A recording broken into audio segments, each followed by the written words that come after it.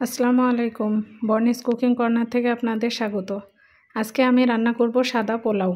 সাদা পোলাওটা আমি খুবই সহজভাবে আজকে রান্না করে আপনাদের দেখাবো। চলুন দেখিয়ে দিই কিভাবে আমি সাদা পোলাও রান্না করে থাকি। পোলাও ভাত রান্নার জন্য আমি প্রথমে বেরেস্তা করে নিব। তার জন্য চুলায় পাতিল বসিয়ে দিয়েছি, এখন তেল দিয়ে দিব। এখানে আমি হাফ কাপ মতো পেঁয়াজ কুচি দিয়ে দিলাম।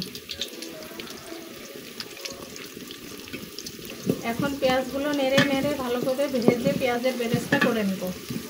পেঁয়াজগুলো প্রায় লাল হয়ে এসেছে, এই পর্যায়ে আমি পাতিলটা চুলায় থেকে নিচে নামিয়ে নেব। পেঁয়াজ বেরেস্তার তেলের মধ্যে আমি আরও একটু তেল দিয়ে দিব।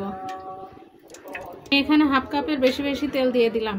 এখন তেলের মধ্যে গোটা গরম মশলা দিয়ে দিব।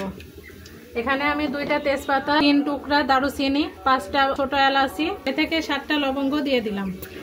এখন এই মশলার মধ্যে ধুয়ে রাখা পোলার চাল দিয়ে দিলাম। আমি এখানে 3 কাপ পোলার চাল দিয়ে দিয়েছি। পোলার চালের মধ্যে স্বাদ মতো লবণ দিয়ে দিলাম। এখন নেড়ে নেড়ে ভালোভাবে চালগুলো ভেজে নিব।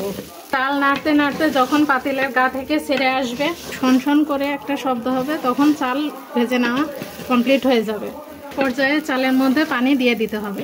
3 কাপ চালের জন্য আমি এখানে 6 কাপ পানি দিয়ে দিচ্ছি। পানি দিয়ে দেওয়ার পরে আমি 1 চা চামচ পরিমাণ আদা বাটা দিয়ে দিব, আর হাফ চা চামচ ধনিয়ার গুঁড়া, হাফ চা চামচ জিরার গুঁড়া দিয়ে দিব। এখন ভালো করে নেড়ে দিব। ভালো করে নেড়ে দেওয়ার পরে আমি 2 মিনিটের জন্য ঢাকনা দিয়ে ঢেকে রান্না করে নেব।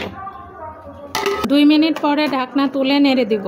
পোলাওয়ের ঝোলটা প্রায় শুকিয়ে এসেছে, এ পর্যায়ে আমি 8 থেকে 10টা কাঁচামরিচ পোলাওয়ের মধ্যে দিয়ে দিব, আর পেঁয়াজ বেরেস্তাগুলো দিয়ে দিব।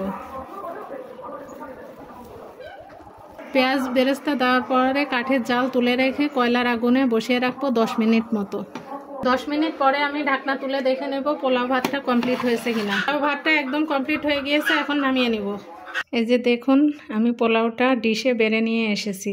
এখন আমি এই পোলাওটা গরু গোশ, খাসির গোশ, নদীর ছোট মাছ, শাকভাজি, ডিম দিয়ে মুগের ডাল এগুলো দিয়ে পরিবেশন করব। আপনারা যে কোনো কিছু দিয়ে এই পোলাও পরিবেশন করতে পারেন। আমার রান্না যদি আপনাদের ভালো লেগে থাকে তাহলে আমার চ্যানেলটি সাবস্ক্রাইব করে দিবেন, ভিডিওতে একটি লাইক দিয়ে দিবেন, আর বেশি করে শেয়ার করে দিবেন। আজকে এ পর্যন্তই। আল্লাহ হাফেজ।